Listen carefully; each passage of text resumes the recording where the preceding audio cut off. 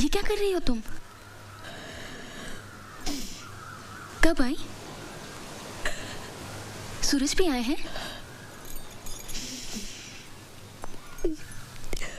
साड़ी में तुम बहुत अच्छी लग रही हो। ठीक हो ना? मुझे प्रायश्चित करना है। मैंने जो आपके साथ किया उसका प्रायश्चित करना है। मुझसे अब सहा नहीं जाता। ये तुम क्या कह रही हो पूजा?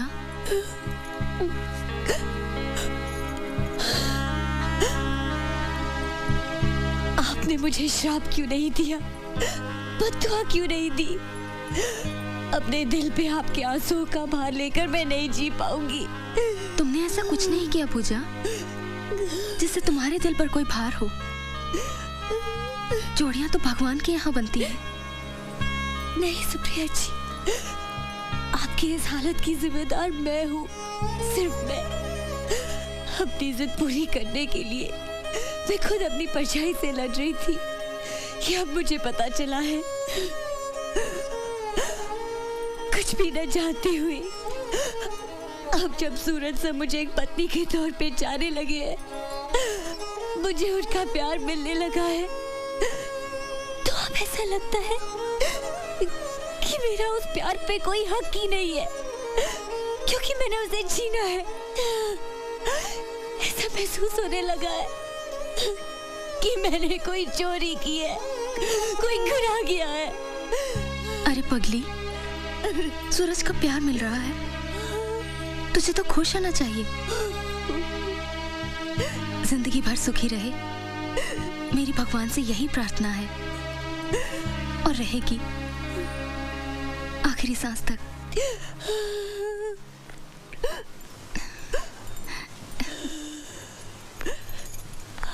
पापा इसे पहचानते हैं ना? अपनी पूजा, सूरज की बीवी। देख चुका हूं इसे आते हुए, और देखते ही समझ गया था कि कोई हंगामा खड़ा करने आई है ये। एक बार पहले भी इसके कदम पड़ चुके हैं यहाँ। उसका फल मैं और मेरी बेटी आज तक भुगत रहे हैं, आज तक।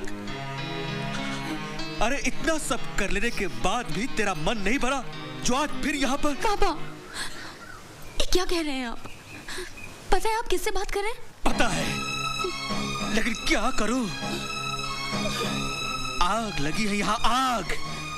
बहुत सहा है मैंने, बहुत भुगता है, बहुत चुप रहा हूं मैं, लेकिन अब चुप नहीं रहूंगा। मैं तो उस दिन इस सूरज को बताने वाला था, लेकिन मेरी बेटी ने मेरे पांव पकड़ लिया और कहा कि ये बात किसी को पता नहीं लगनी चाहिए। पापा, देख देख देख मेरी बेटी की हालत देख। इससे पहले कि मैं आपे से बाहर हो जाऊं, चली जा यहाँ से। पापा, फिर यहाँ कभी मत आना। अपना मनहूस चेहरा यहाँ कभी मत दिखाना। क्या बात है पापा? नहीं, ऐसी तो कोई बात नहीं। नहीं, कोई तो बात है जो आप लोग मुझसे छुपा रहे हो। क्या बात है? सुप्रिया, तुम बताओ। नहीं सूरज, ऐसी कोई बात नहीं है। मैं बताती हूँ। पूजा नहीं, आपको पता होना चाहिए कि क्या हुआ। बिल्कुल पता होना चाहिए कि मैंने क्या किया। सुप्रिया जी को दोबारा स्ट्रोक मेरी वजह से हुआ। नहीं पूजा नहीं, जो कुछ भी हुआ मेरी वजह से हुआ। मैंने इनसे कहा कि आपको इनसे प्यार नहीं, सिंपैथी है। मैंने कहा कि ये स्वार्थी है, इन्हें सेल्फिश कहा।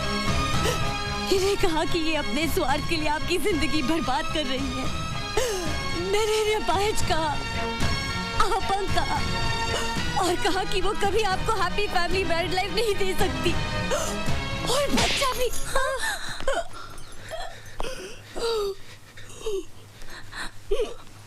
अच्छा किया, बहुत अच्छा किया आप लोगों ने। सूरज को खुश रखने के लिए सुप्रिया ने अपने प्यार का गला घोट दिया। बाप ने बेटी के आंसू देखकर सच्चाई छुपा ली। एक सूरज ही बेवकूफ निकला, नहीं समझ सका, कुछ नहीं समझ सका। सुप्रिया, इतनी बड़ी कुर्बानी देने की क्या जरूरत थी? मैं इस लायक नहीं हूं। एक बार, सिर्फ एक बार का होता।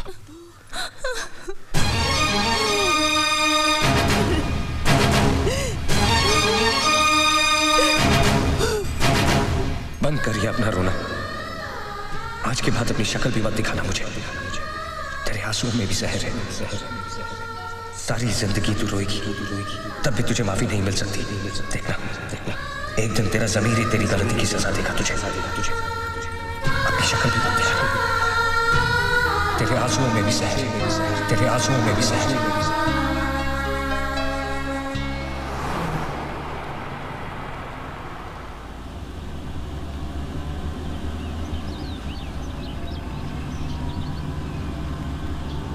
कहाँ जा रहे हैं हम? दिलदार, कहाँ जा रहे हैं हम? बस मंजिल आने वाली है। ये रास्ता उसके घर को जाता है ना? Stop the car. दिलदार, ऐसे स्टॉप द कार। देखो हुन गड्डी जिथे रुकनी है, गड्डी उत्थे ही रुकेगी।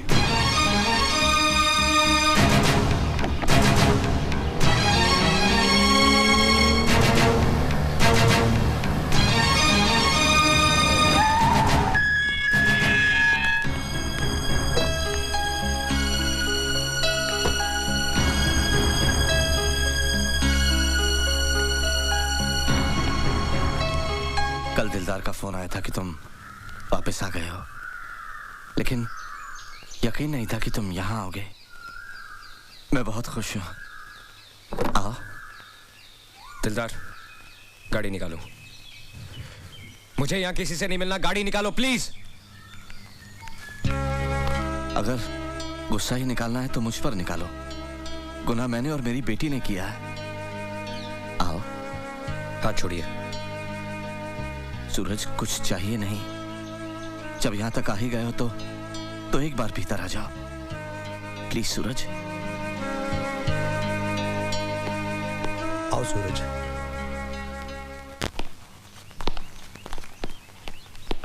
सूरज आओ।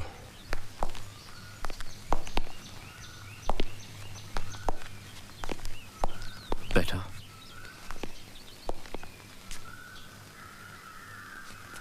अगर आप अपनी बेटी को बुलाना चाह रहे हैं तो मत बुलाइए।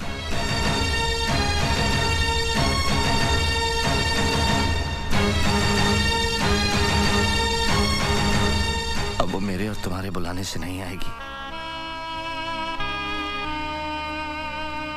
वो जो सबको बुलाने वाला है ना, उसी ने उसे बुला लिया।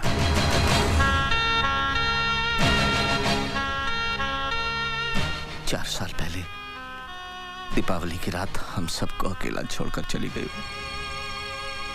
कभी ना आने के लिए। जिंदगी में जब हादसे होते हैं तो हम एक लफ्ज का सहारा लेते हैं, फेट। जितने भी लोग मुझसे मिलने आए, सबने यही कहा कि ये होनी थी,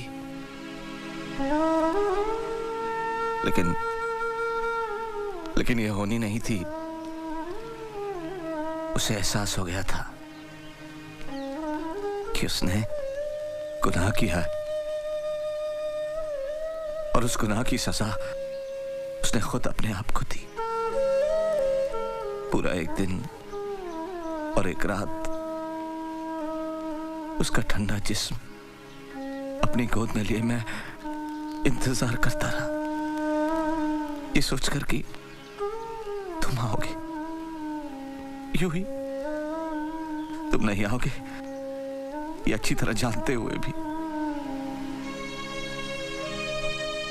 कच्ची उम्र का जुनून, इसके अलावा और कोई गलती की थी क्या मेरी बेटी ने?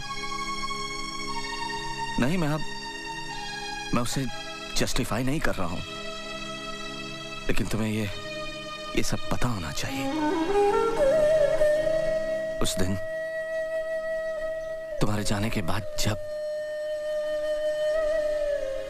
जब मेरी बेटी वापस आई तो एक जिंदा लाश के रूप में उसने बात करना ही बंद कर दिया। उसके मुंह से एक लफ्ज सुनने के लिए तरस गया मैं।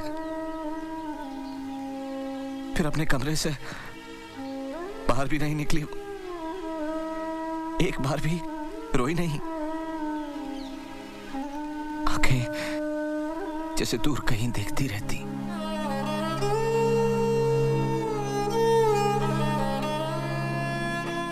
बहुत इलाज करवाया, बहुत इलाज करवाया, कोई फायदा नहीं हुआ। फिर एक दिन डॉक्टर ने बताया कि वो मां बनने वाली है।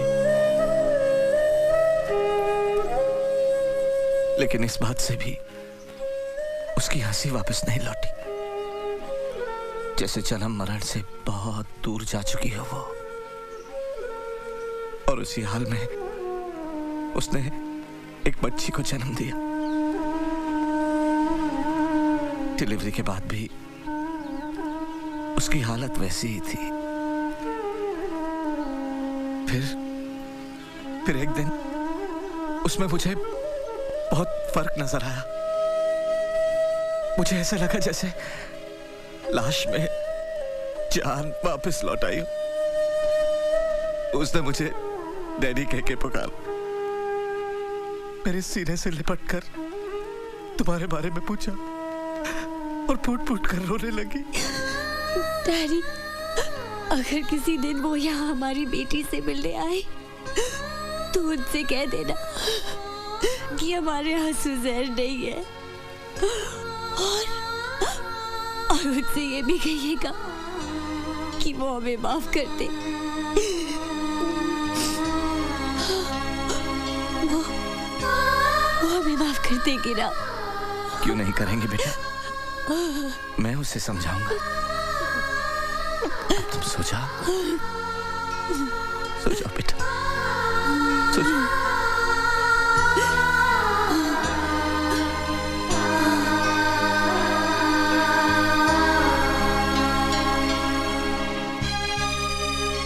मेरी बेटी नॉर्मल हो गई है, ये सोचकर एक अरसे बाद उस रात में सुकून की नींद सोया। लेकिन पूजा,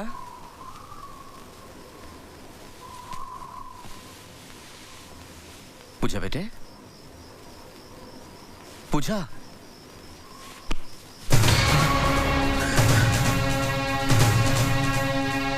पूजा,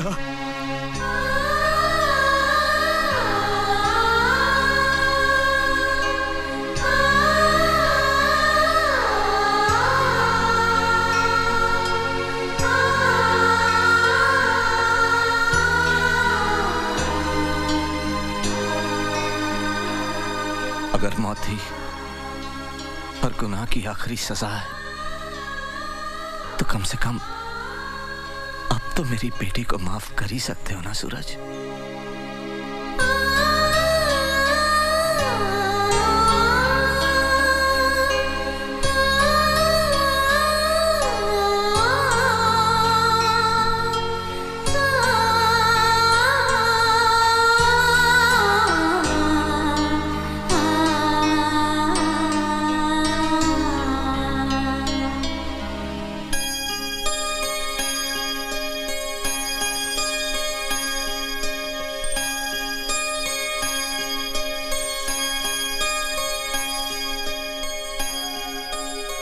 मेरी बेटी का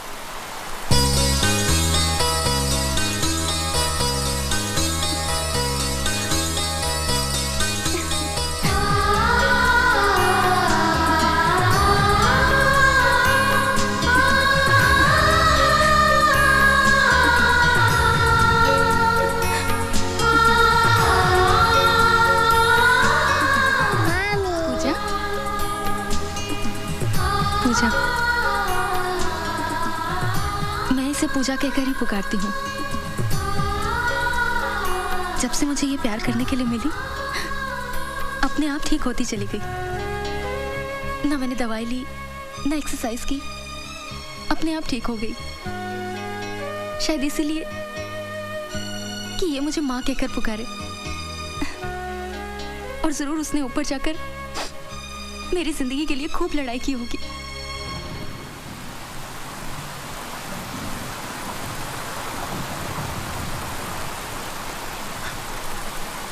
कुछ समझ में नहीं आ रहा। अब मैं रोऊं क्या हंसूं? हमारी जिंदगी में कुछ चीजें ऐसी होती हैं जिसे हम खो देते हैं, लेकिन कुछ चीजें ऐसी होती हैं जो खुद ब खुद हमारे पास आ जाती हैं, और तब जब हमें उसकी उम्मीद भी नहीं होती। जाओ, अपनी बेटी पूजा को प्यार करो। दिल, दिमाग और रूह से सारा बोझ उतर जाएगा। जाओ।